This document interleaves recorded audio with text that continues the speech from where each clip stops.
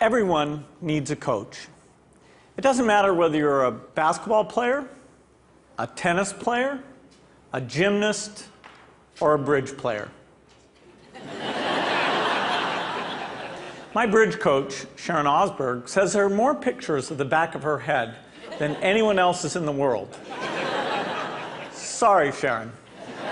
Here you go. We all need people who will give us feedback. That's how we improve. Unfortunately, there's one group of people who get almost no systematic feedback to help them do their jobs better. And these people have one of the most important jobs in the world. I'm talking about teachers. When Melinda and I learned how little useful feedback most teachers get, we were blown away. Until recently, over 98% of teachers just got one word of feedback: satisfactory.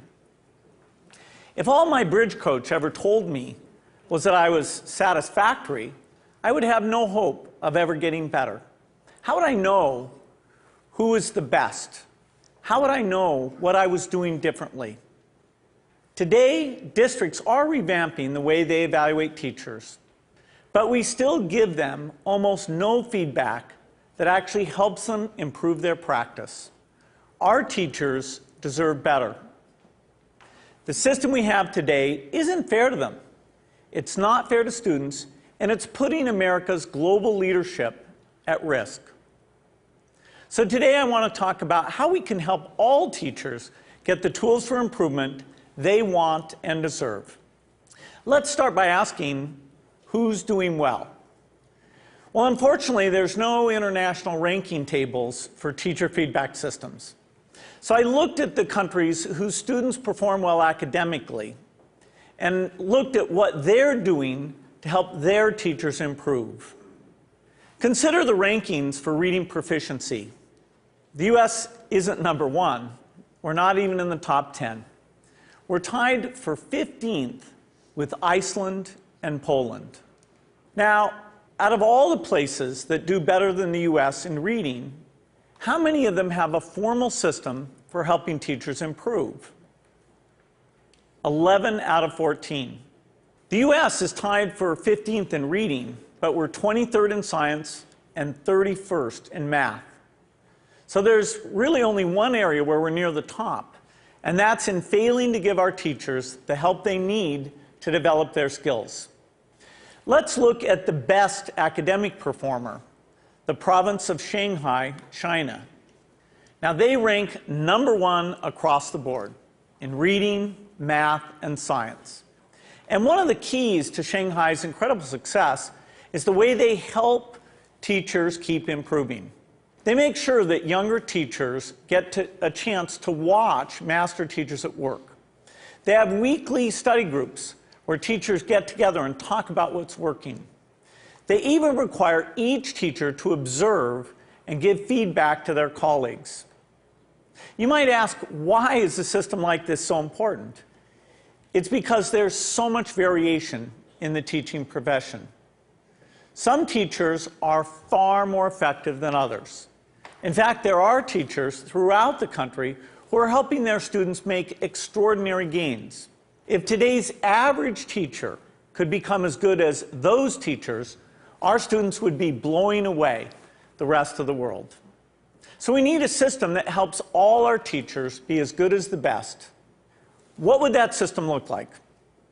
Well, to find out, our foundation has been working with 3,000 teachers in districts across the country on a project called Measures of Effective Teaching. We had observers watch videos of teachers in the classroom and rate how they did on a range of practices. For example, did they ask their students challenging questions? Did they find multiple ways to explain an idea? We also had students fill out surveys with questions like, does your teacher know when the class understands a lesson? Do you learn to correct your mistakes? And what we found is very exciting. First, the teachers who did well on these observations had far better student outcomes. So it tells us we're asking the right questions. And second, teachers in the program told us that these videos And these surveys from the students were very helpful diagnostic tools because they pointed to specific places where they can improve. I'm going to show you what this video component of MET looks like in action. Good morning, everybody. Let's talk about what's going on today. To get started, doing a peer review day, okay, a peer review day. And our goal by the end of class is for you to be able to determine whether or not you have moves to prove in your essays. My name is Sarah Brown-Westling. I am a high school English teacher at Johnston High School in Johnston, Iowa. Turn to somebody next to you. Tell them what you think I mean when I talk about moves to prove. I think that there is a difference for teachers between the abstract of how we see our practice and then the concrete reality of it. Okay, so I would like you to please bring up your papers. I think what video offers for us is a certain degree of reality. You can't really dispute what you see on the video. And there is a lot to be learned from that. And there's a lot of ways that we can grow as a profession when we actually get to see this. I just have a flip camera and a little tripod and invested in a tiny little wide angle lens. At the beginning of class, I just perch it in the back of the classroom. It's not a perfect shot. It doesn't catch every little thing that's going on, but I can hear the sound, I can see a lot, and I'm able to learn a lot from it. So it really has been a simple but powerful tool in my own reflection. All right, let's take a look at the long one first, okay? Once I'm finished taping, then I put it in my computer, and then I'll scan it and, take a peek at it. If I don't write things down, I don't remember them. So having the notes is part of my thinking process, and I discover what I'm seeing as I'm writing.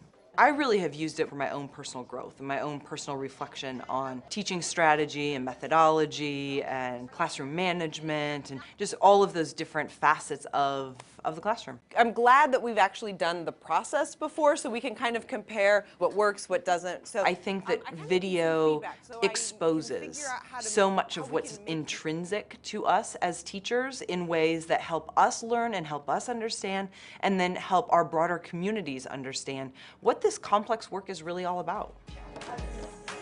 I think it is a way to exemplify and illustrate things that we cannot convey in a lesson plan, things you cannot convey in a standard, things that you cannot even sometimes convey in a book of pedagogy. All righty, everybody, have a great weekend. I'll see you later.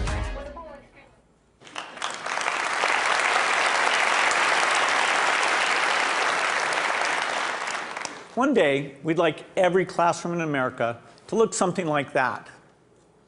But we still have more work to do.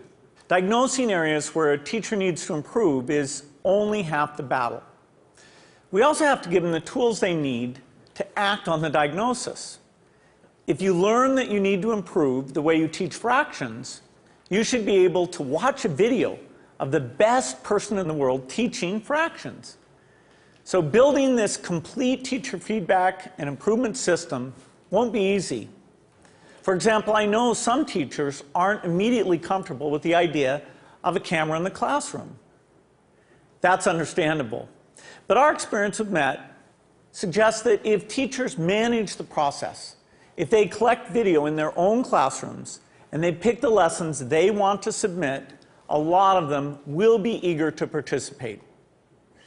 Building the system will also require a considerable investment. Our foundation estimates that it could cost up to $5 billion. Now that's a big number, but to put it in perspective, it's less than 2% of what we spend every year on teachers' salaries. The impact for teachers would be phenomenal. We would finally have a way to give them feedback, as well as the means to act on it. But this system would have an even more important benefit for our country. It would put us on a path to making sure all our students get a great education, find a career that's fulfilling and rewarding, and have a chance to live out their dreams. This wouldn't just make us a more successful country. It would also make us a more fair and just one, too. I'm excited about the opportunity to give all our teachers the support they want and deserve. I hope you are too. Thank you.